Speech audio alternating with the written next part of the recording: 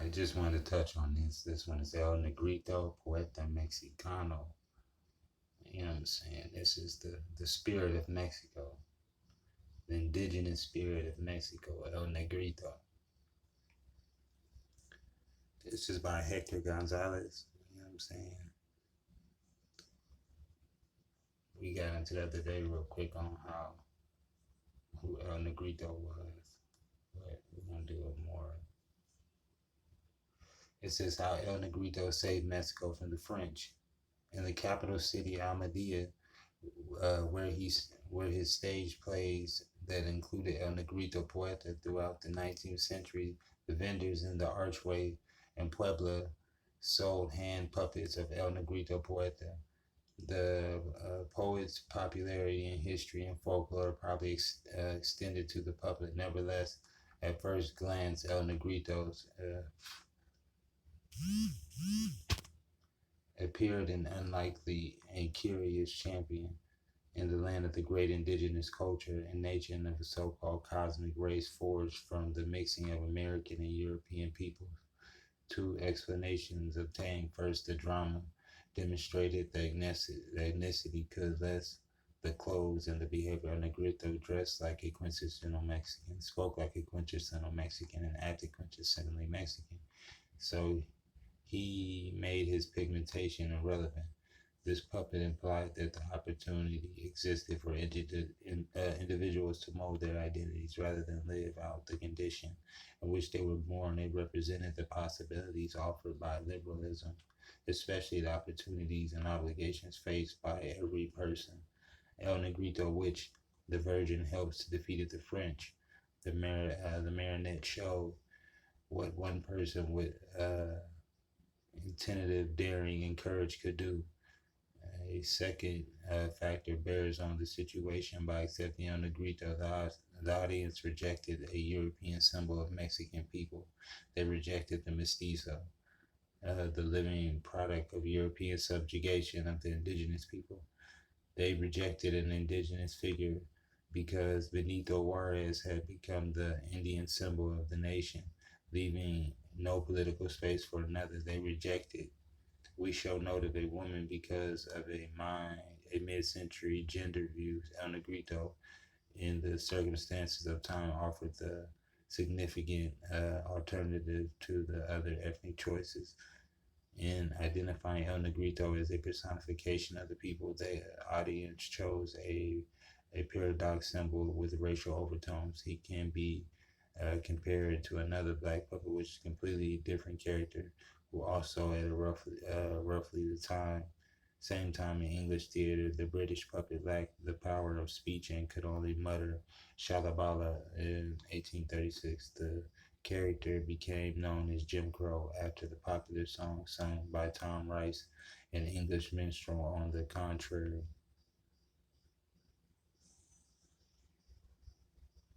as soon as this shit moved, you know about that.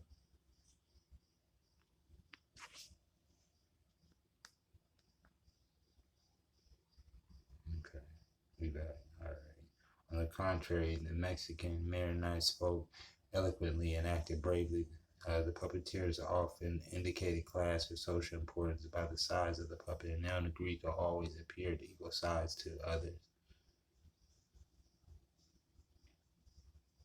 His puppets, including that he was a serious and significant actor in the national culture, implicit also in El Negrito's confrontations with the French was an illusion of the Haitian rebellion led by Toussaint Louverture, in which the independence leader had successfully driven French troops from uh, what became the island known as Haiti. The uprising of the slaves and the free blacks had overwhelmed the French and provoked the fear of similar revolts among the European colonizers throughout the region. The Haitian rebellion had signaled the end of the French colonial empire in the Americas, that the French troops had arrived in Mexico in 1860 to repair El Negrito. By his presence alluded to this pervasive, humiliating defeat.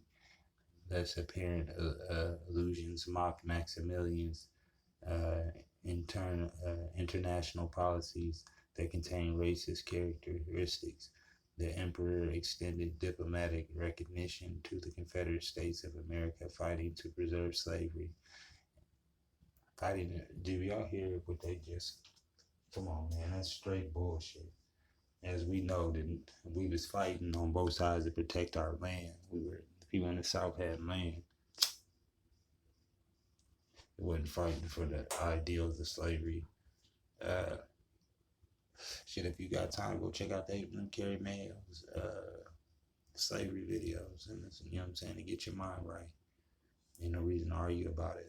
You know what I'm saying? I'll take you over there in a second. International policies, the emperor's diplomatic recognition of the Confederate States and fighting to preserve slavery. And after the United States won the Civil War, he permitted migration by Confederates with their slaves to Mexico. And Mexicans knew well this issue because they had legislated the abolition of their slaves in 1827. During the year just prior to the French occupation, the puppet regularly performed another drama that had an allusion to the issues of the U.S. Civil War, Academia de Tom or Le Esclavade de los Negros, as a Union troop defeated the Confederates in the United States. El Negrito symbolized the protective defeat for Maximilian. El Negrito represented Jarco's culture, which is liberal tradition in Veracruz. His dress, recognized as charro costume, came from the Jarcos, especially the region's cowboys, who were often Afro-Mexican. Veracruz state had Mexico's largest percent of Afro-Mexicans in its population, the largest real number at the Afro. And at independence, perhaps the largest number of free blacks in the Americas. They had an included impact on Jargo culture in both the cattle raising and plantation agriculture and popular activities, including music and dance. Even without Jargo clothing, the audience associates El Negrito with coastal Veracruz still today, a residual expression of the importance of the Afro-Mexican population. Appears during Carnival in Veracruz with a large-scale figure and puppet of El Negrito de Bate and the ballet Folo Quirio de Mexico. Alamia Hernandez includes the dance of this same character with Cuban roots and specific music as a representative of Veracruz. El Negrito remained some audience members that when the new empress arrives by ship in Veracruz, they received a silent reception. The audience, no doubt, relished the way residents of the port had insulated Maximilian and Carlota as they remained inside their houses with the doors and windows closed to the French imposed monarchs. Any verbal or visible reference to Veracruz called this act a defiant disrespect. Moreover, in accepting El Negrito, the people in the audience acclaimed him as their champion. Thus, he represented their typical community figure called the cacique, or the local valiente, often identified by outsiders as the social bandit who appeared in broad streets and games in Larite de Figueres, and the protector, the spokesman, represented the community's shared values, challenges, and goals and rural roots.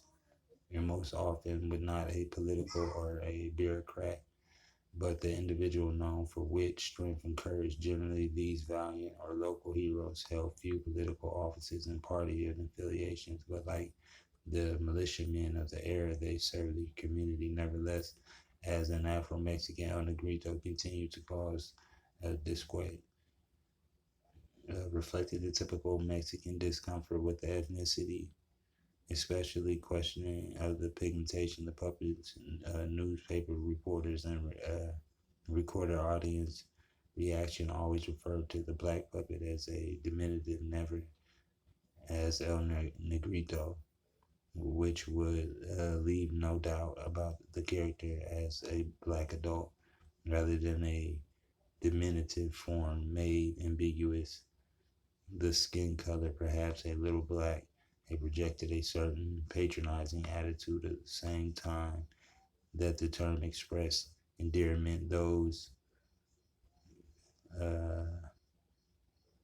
The contradictory attitude that remained embedded in the culture, and because the news in 2005, through the statements of the President Vincent Fox and the release of the postage stamp honoring the 1940s mischievous black comic book hero, Penguin, whose features and antics were called racist by the U.S. civil rights group.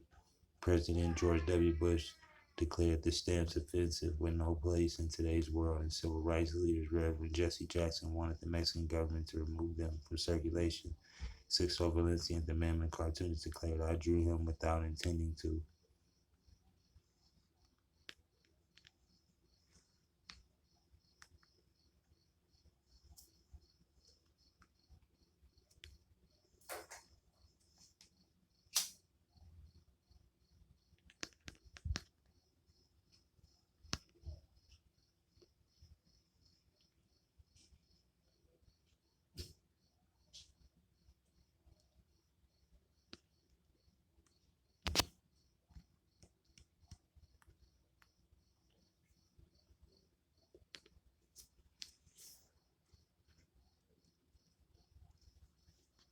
The software making my phone go crazy.